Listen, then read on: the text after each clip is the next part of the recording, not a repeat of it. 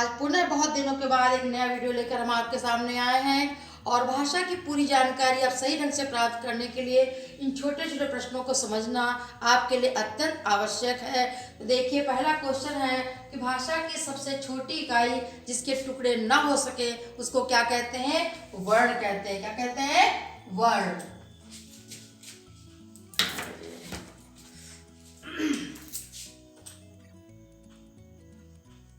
वर्ण, देखिए ये वर्ण है, ये इसको कहते हैं वर्ण। ठीक है ना। अब है वर्णों का व्यवस्थित समूह। वर्ण छोटा से लेकर ज्ञात तक जो वर्णों का समूह हम बनाते हैं जिसमें 52 वर्ण होते हैं उसको हम क्या कहते हैं? वर्णमाला। क्या कहते हैं? वर्णमाला। वर्णमाला, वर्णों की माला, वर्णमाला। वर्णों के कितने भेद हैं? वर्णों के 2 भेद हैं। कौन कौन से हैं? स्वर और व्यंजन। ठीक है ना। 11 स्वर होते हैं, 33 व्यंजन होते हैं, 2 अयवा होते हैं, 2 क्षिप्त व्यंजन होते हैं, 4 संयुक्त व्यंजन होते हैं और ये सब कुल मिलाकर के 52 हो जाते हैं जो वर्णमाला में आते हैं। ठीक है। तो वर्णों के 2 भेद हो गए, स्वर और व्यंजन। स्वतंत्र रूप से उच्चरित, जिनको स्वतंत्र रूप से उच्चारण करते हैं, जिन ध्वनियों को बोलते समय हमारे गले से स्वतः आवाज निकलती है उसको हम क्या कहते हैं? स्वर कहते हैं। क्वेश्चन है, स्वर के कितने भेद होते हैं? स्वर के 3 भेद होते हैं। ह्रस्व, जिसमें कम समय लगे, छुटा, छुटी, छुटाऊ और री। दीर्घ, जिसमें ह्रस्व से दुगना समय लगे, बड़ा, बड़ी, बड़ाऊ और ए ऐ ओ औ। ठीक है ना। और प्लुत, जिसमें ह्रस्व से तिगुना समय लगे। इस प्रकार से स्वर के 3 भेद हो गए। जिनके उच्चारण में कम समय लगे, अभी बताया आपको, उसको क्या कहते हैं? ह्रस्व समय। अभी हमने आपको अक्षर भी बताया कौन कौन से ह्रस्व होते हैं। जिनके उच्चारण में दुगना समय लगे ह्रस्व से, वो भी अभी आपको हमने बताया, दीर्घ कहते हैं उसको। और जिनके उच्चारण में ह्रस्व से तिगुना समय लगे उसको हम क्या कहते हैं? प्लुत कहते हैं। प्लुत।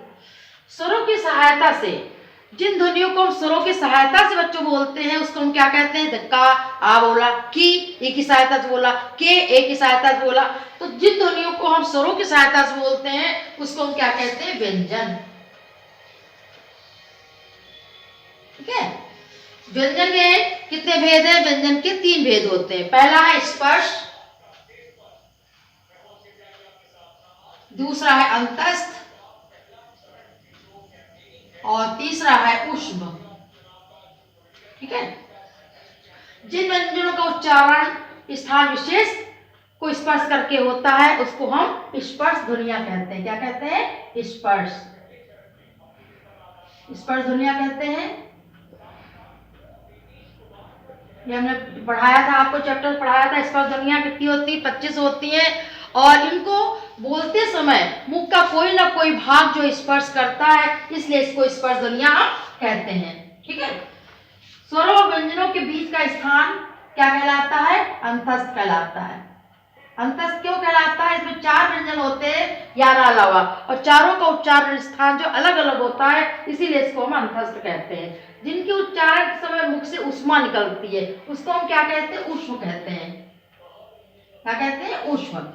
ऊष्म, शाशा शाहा है ना, जिनको बोलते समय हमें मुख से गर्मी निकलती है उसको हम कहते हैं ऊष्म। ये भी 4 वर्ण होते हैं। 2 स्वर रहित व्यंजनों के मेल से नया व्यंजन, जैसे छा है, का आधा और शा आधा और प्लस आ, तो इनको क्या बना? छतरी वाला छा बन गया। तो ये क्या हो गया? स्वर रहित व्यंजनों से बना व्यंजन क्या कहलाता है?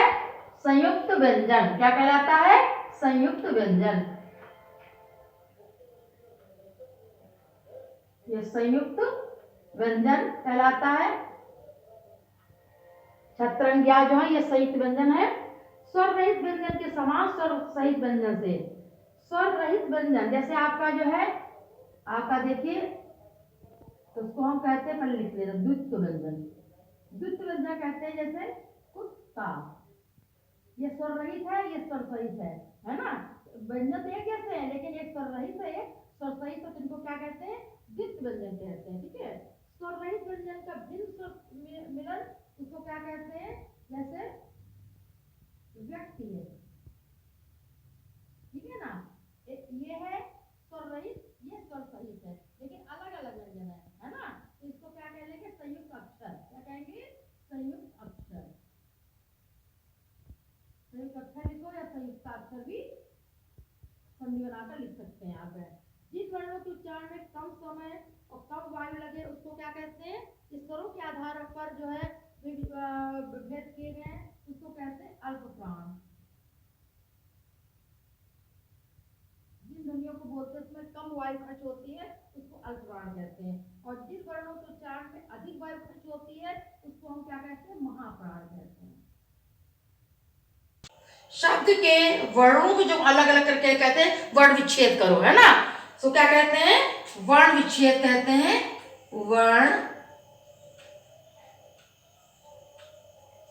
वर्ण विच्छेद कहते हैं। जैसे आपका ये है, आपको हमने दिया कि कमल का वर्ण विच्छेद करें या कमला का करिए, है ना।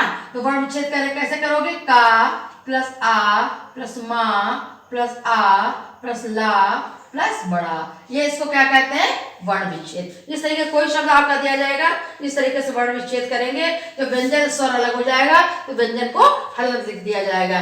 तो बच्चों आज ये बड़ी ही महत्वपूर्ण बातें उन्हें बताई, जो बहुत प्राइमरी बातें हैं, मूल बातें हैं, और इनको सीखना बहुत जरूरी। बच्चों बहुत गलतफहमी करते हैं, बच्चों को बिल्कुल याद नहीं रहता है, इसलिए इसको बार बार दोहराना अत्यंत आवश्यक है, तभी आप सही भाषा का ज्ञान प्राप्त कर पाएंगे। और अगले वीडियो में आपको हम पत्र लिखना सिखाएंगे कि पत्र की क्या आवश्यक बातें होती हैं, पत्र कैसे लिखे जाते हैं। ठीक है ना,